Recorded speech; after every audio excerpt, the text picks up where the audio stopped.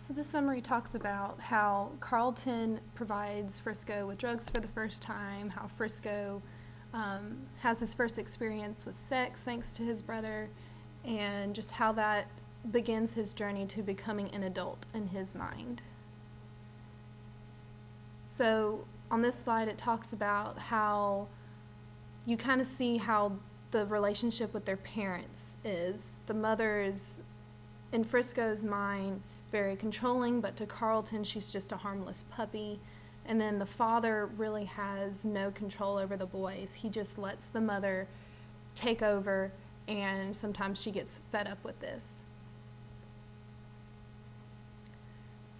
It jumps to the springtime wherein their parents are throwing a house party for their friends, but that party gets crashed when a bunch of Carlton's friends show up to have a party of their own. Once again, the relationship between Carlton and the mother is seen. She talks to him about it, but essentially doesn't punish him for it. So the party goes on with the adults and the kids both having a good time, and then the mother asks Frisco to go to bed, and this is where the story starts to take a downward turn. So one of Carlton's friends is screaming about aliens all of a sudden, and Frisco goes to investigate. He sees Carlton going to investigate in the backyard, and all of a sudden comes running back full force to the house, and this ends up with him running headlong into the glass door, which essentially ends up killing him. So the story then jumps a year later after the death of Carlton, and Frisco is having to take care of his wandering father, who has been so badly affected by his son's death that he just can't even function normally anymore.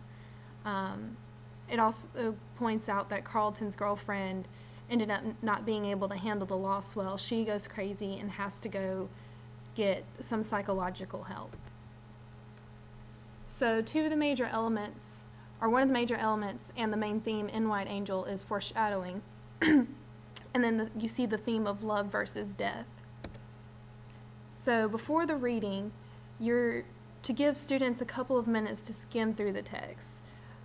This gives them a general idea of what's going to be in the text, so this will help them do their predictions on the anticipation guide, which the predictions they will make will be put in the left column. As I say on this slide, you can do this individually or you can have the students pair up. And then afterwards you will discuss the student predictions before jumping into the reading. So during the reading, allow students to take turns reading text aloud in chunks. At the end of each chunk, allow students to individually look back at the answers they did before the reading. And then if any of the answers are wrong, then they should adjust them and cite their examples they found in the text. So after finishing the text, the teacher will allow students to break into pairs again, and in these groups, the teacher will allow students to find textual evidence that back up the corrections they made. The teacher will take up the guides to evaluate the students' understanding of the lesson. And that is the end of my slide. Thank you.